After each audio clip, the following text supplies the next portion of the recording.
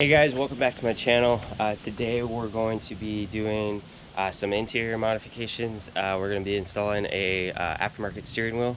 I ended up getting a Sparco one, and also we're going to be installing a short shifter, the Cobb one, the adjustable one. So we're going to do those two things. So let's get right to it. First off, I want to make a big disclaimer right away that please, if you guys are doing the first step in taking and doing any kind of steering wheel modification, is make sure you guys disconnect the negative side of the battery. I've seen too many people pop the airbags because once you fiddle around with it, it doesn't take much to deploy the airbag, and that's the last thing you want. One, you can get hurt, and then two, it's just it's a big mess because powder goes everywhere. Just take the 2 minutes to disconnect your battery, and you'll be fine. So we'll get right to it. I believe the first step in disconnecting or taking the wheel off is going to be this is like a T27 or something like that from what the stuff I was looking up online. So we're going to take both of these off. That pops out the airbag, and then we'll be able to get to the underside of the airbag from there. So let me go ahead and take those off, and then we'll get this off and we'll go to the next step. All right, so once we have the airbag off, all you have to do is just undo the airbag clip right here. And then we're gonna take this 17 mil off and pop the wheel off, and then we'll have to deal with the clock spring after that. All right, so now that the wheel is off, I'm gonna go ahead and basically try to keep this aligned. We're going to take the front cover off, which is, I believe, 2 screws, Phillips screws, like on the bottom right here. We got to pop that off, and then it's 2 more to pop the top one off. And then once we have access to that, then we can basically take the clock spring off, and we'll put the new hub wheel on. And just try your best to keep this as straight as possible. The steering shaft, because if you mess with the steering shaft, then your wheel alignment will be completely off, or your steering wheel, and you're going to just be fighting it. Just try your best to keep it straight. So let me go ahead and get the cover off, and then we'll deal with the clock spring. All right, so we have the bottom one off. The top one, you don't need to remove it completely. And I really can't stress enough, don't try to like do too much with the plastic, because guys, this is like 18-year-old plastic. If you have a 2002 like me, it's very brittle. Like, it'll snap like that, and that's like the last thing you want to do. You don't want to have to source another one or something like that. Just try to be super careful with it when trying to take it off. Just take a little bit of extra time to take it off, just so that you don't have like massive cracks, because that's what I've seen on a lot of people, and I've done that on my GTO. So learned the hard way once, not going to do it again. So we'll just have to move it up like this. Bottom one comes off pretty easy, and now we're going to take off these 4 Phillips screws to pop off the clock spring. So let me go ahead and get that done, and then we'll put the new hub on. So now that the clock spring is off, it looks like there is no getting past. You will have to cut the clock spring off. Just try to make a clean cut.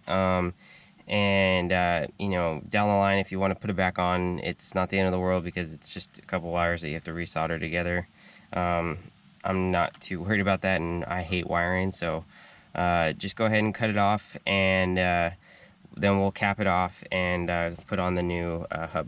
So now that we have all this stuff off, what I forgot to tell you guys, is if you guys want to have the horn work, it is a little bit complicated. I don't want you guys to get too worried, because there's like one piece of wiring you have to do.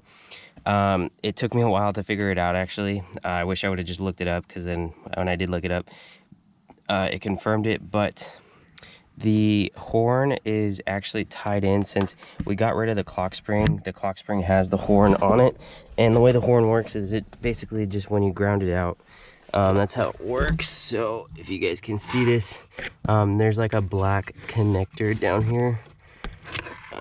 It was one of the things that is plugged in. You will have to basically unplug it, and then the top left pin is what you guys are going to want to plug into. All I did was just made one wire with a plug-in port, and then I did a female on this end to plug into the steering wheel hub. I'm gonna go ahead and feed it through, and the best way to know that it's working is you just go ahead and tap it on the like a ground, and it works. So go ahead and feed this back up, and go ahead and then pop on the hub and finish the install. So I went ahead and installed the shorts hub adapter, put all the plastic trim piece back on, and I tightened this down or torqued it down, and I'm a little pissed off. I feel like I got gypped. I have my brand new steering wheel, right, and my short hub, and no one gave me any hardware for the steering wheel to mount to the hub. Like, I expected at least Sparco to supply some, or NRG to supply some. I mean, come on, that's like common courtesy. Like, I have to now go and get hardware. Like, it's really annoying. So I'm gonna have to run to the hardware store. I'll have to get some hardware, and then we'll get back and we'll install the short hub. I mean the short shifter onto the car also. So let me run there real fast, and then we'll be back real fast. All right, guys. So I'm back from Home Depot. I went ahead and got some M5.8 bolts, because that's what is the bolt pattern for any NRG or pretty much any hub I've really ever worked with. All uses kind of the same, that's standard bolt size. So I'm gonna throw the wheel on, and then we'll kind of see what our opinions are, see how we like it or not, and then we'll go from there. So my initial impression of the wheel is I really like it. The feel of the wheel is like so much better than the one that I had on here. I think the only complaint that I have is that the wheel sits so far forward. There's no telescopic basically steering wheel shaft, or the steering column is not telescopic, so it goes up and down but doesn't really come forward. So I kind of like having my wheels a little close, just a personal preference. So I was really hesitant on getting a quick release, but I think the quick release will bring it forward some. So I think we'll end up adding a quick release later on. For right now, I can get by with this. So now that the wheel's installed, now we're gonna go ahead and move on to the short shifter. First things first is you're gonna have to remove basically your center console. It's just basically popping out the clips. There's no like screws or anything like that. And we'll take off the steering wheel, or the short shifter knob, or my shifter knob, and then we'll go from there. I believe we're gonna have to get the car jacked up, because we will have to undo the reverse lockout cable. We're gonna have to pull the pin on that and basically allow it to be free, so we can play with the reverse lockout and get it situated on the new shifter. So let's get to getting everything removed, and then I'll follow up with you guys when everything's kind of done, and I can show you guys what's the next step for installing the shifter. All right, guys, so I went ahead and removed the center console. It just basically pops right off. You have to take this section off first, and then that section. Now we're gonna go ahead and remove the, I believe they're like 12 millimeter or 10 millimeter bolts on each side of these. That basically allows me to pull this off, and then kind of just go from there. I think what we'll end up doing is we have to cut the zip tie on the reverse lockout and pull that down, and pull this, and then basically there's a C-clip on the bottom. Pull the C-clip off, and the whole shaft should come right out. It's super simple. So I'm gonna go ahead and get that done, and then we'll go over the new shifter and what you kind of have to do to install it. Now that I have the shifter out, it kind of just pops out. We got the snap ring out, and basically just pull the shifter out. So here's a couple of the important steps. Here is the Cobb shifter. The things that you're going to be reusing are the bottom, basically like this plastic, I guess it's like a pivot piece or something. You're gonna take it out. I cleaned it up. Basically make sure you have two of these, both O-rings. That's a big ticket. and all you're going to do is basically re-grease it. I use Lucas Oil. Shout out to Lucas Oil because they're one of my sponsors. But yeah, I used some Lucas Oil synthetic grease, slapped it on there, reapplied the basically this, like, I don't even know what to call it.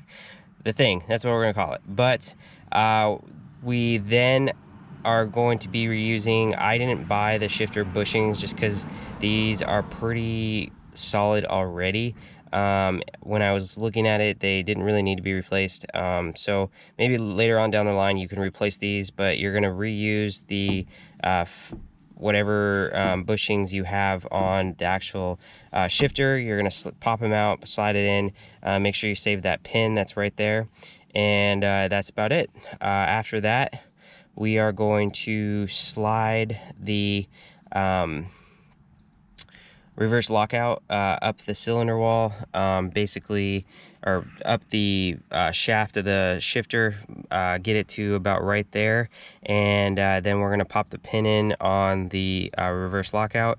Make sure you guys save the spring that was on your old shifter too. That's going to be going on here also, and after that, then we'll get it all taken care of and go from there. Fast forward again a couple, actually tomorrow.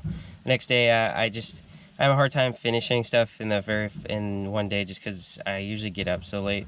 I need to start getting up earlier to try to get stuff done. But regardless, I finished up the short shifter install. What I had to end up doing was the reverse lockout. You have to basically, that took me a while. My biggest advice is go down below. The car's actually jacked up right now. Go down below, undo, there's a cotter pin on the reverse lockout like cable. Undo that, pull the reverse lockout off of the cable, so that way it relieves the tension from the actual cable up top. That way you can basically slide the cable, put a Allen key through the cable while you put it into reverse. Once you put it in reverse, sorry about the lawnmower, but while you put it in reverse, go ahead and basically remove the Allen key, and when it's in reverse, the cable will stay in the little slot, and that allows you to put your reverse lockout piece back on, and basically just basically allows you to slide the pin back in and basically pin it down. If you don't do what I just explained, as soon as you let go of the Allen key from the cable, basically the cable will just fall through the floor and it'll just get pulled right back out, and you'll have to go fishing for it. That's basically what ended up happening to me. I ended up having to look up how to do it. So take it from me, don't do that. Just go down below, undo this the cable, save yourself some hassle. But basically I'm done at this point. The reverse lockout is done and the short shifter is installed. I went ahead and when I was down there, I installed the two bushings. I installed the one bushing from the front bushing and then the rear bushing. So this thing is legit, like, so much nicer of a throw. I really can't wait to go and drive it. But yeah, I'm gonna throw all the trim pieces back on and we'll get cleaned up, and we'll wrap up the video. All right guys, so that's gonna go ahead and wrap up the video. As you guys can see, we put the wheel on. What I ended up doing is last night I ended up ordering a quick release, so basically it's just gonna extend it. I don't like how far forward it is, like I told you guys, so I'm gonna put a quick release hub on and it'll push it out a little bit more, so we'll put that on at a later date. But I went ahead and did the short shifter, and as you guys can tell, this short shifter feels really good. I really like the Cobb short shifter. It was adjustable. I think the only thing I'll probably end up doing later on is either getting a taller handle or adjusting the actual shifter, because that's the one thing that's nice about the Cobb one, is you can adjust the height of it. So I will probably end up doing that later on. Just Still trying to get the feel of it a little bit. I want to drive it before I make any big adjustments. But yeah, that's gonna go ahead and wrap it up for today's video. If you guys like the video, go ahead and drop a like down below. It would really help me out, and also subscribe. We do have that 1,000 subscriber goal by the end of the year. I'm really trying to push for that, and I think we can do it. I will catch you guys in the next video. I'm trying to pump them out as best I can, so I'll see you guys then. Bye.